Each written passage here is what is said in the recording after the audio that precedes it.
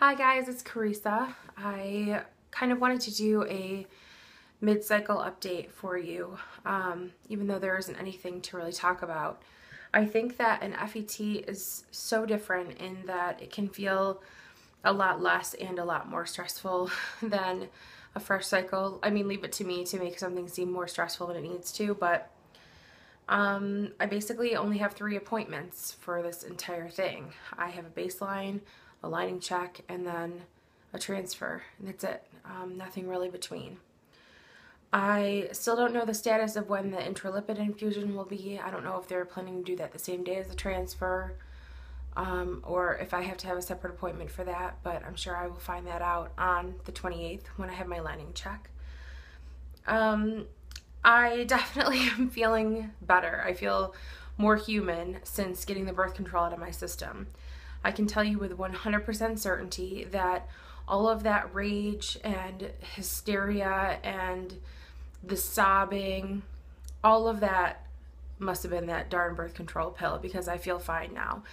I was worried about going on estrogen because I thought that was going to make me cry and just kind of continue all those same issues I was having, but I feel fine. The estrogen injection has been really a piece of cake.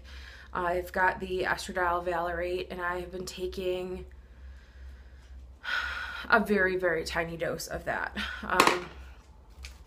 What is it here? So I've been taking the line above the 1/2 milliliter line. So it's a very, very small amount. And Mike's been injecting that for me, and that's been going really well.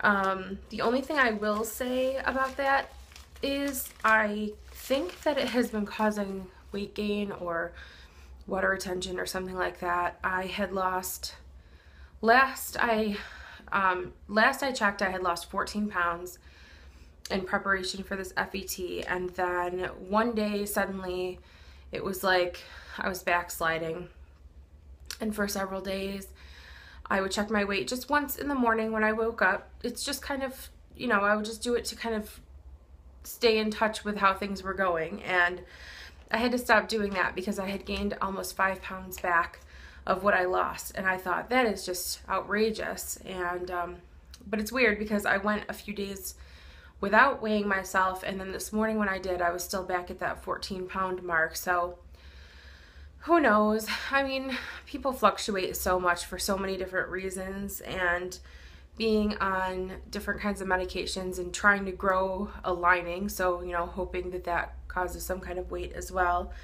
I'm not taking it too seriously. I'm not being too hard on myself. I'm just kind of just keeping an eye on things, I can tell you that there have been a few nights this past week where I went to bed without supper. I make it sound like I was being punished, but I just have had very little appetite, and even the things that I do eat, I don't enjoy it while I'm eating it. It doesn't taste good to me. I don't even want it most of the time. So I've had very, very little appetite. I try to just make sure that I have a lot of fluids in, because sometimes I will make something to eat and I end up not wanting any of it. So, but other than that, things have been going pretty well. I feel really awful in the mornings when I wake up.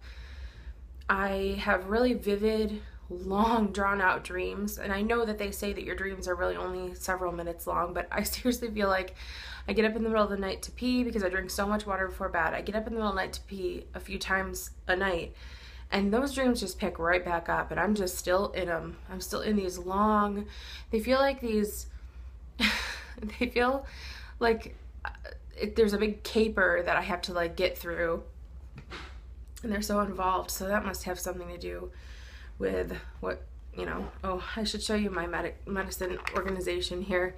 I posted this on Instagram the other day, but I was finding that it was taking over my counters, and there were bags of things all over the place. It was just ridiculous. So I put them in this container. This is from Bed Bath & Beyond. It's in the bathroom organization section. I used to put makeup palettes in here, small makeup palettes, but since I have a new system for that, I've been putting them in there. But anyway, that's really the only difference in how I've been feeling this cycle, is that in the mornings I wake up and I have really extreme muscle fatigue. It feels like I've been like clenching my muscles all night while I'm sleeping, and then I have the weird dreams that are going on with it. I noticed a lot of breast tenderness and nipple soreness, and it's primarily at the beginning and the end of the day. It's really strange. It's like, or if I take a nap. If I rest for any period of time, that seems to bring that on. So I don't know what that's all about. But other than that, I'm doing well, and I'm hoping that I have good news for how the lining looks on the 28th. And then after that, I would have a transfer on the 4th, most likely. Unfortunately, that day, I already have an appointment with a high-risk OB that I was hoping to see, even back from when I had my previous pregnancy, or what was it, thought to be a pregnancy at the time. And I had to reschedule because I was no longer pregnant, and I asked them if I could still, keep an appointment with them, but push it out. So they pushed it out a few months to August 4th, and of course, that's most likely going to be my transfer date. So I have to change that again and hope that they'll still have me, and, just see what they recommend for if and when I should have an appointment with them, or if they'll just be like, just call us when you can finally come in.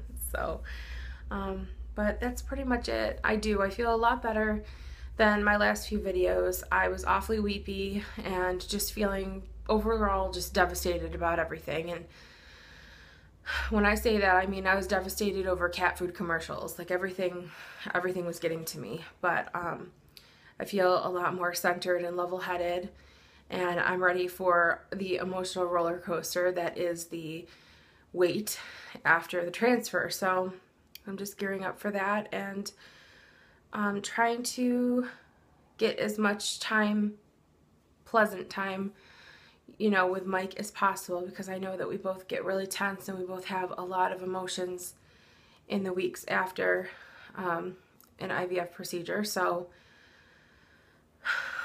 here's hoping this is our last. But until then, I hope you guys are doing well, and I will I'll let you know how things go on Monday. Thank you so much. Bye.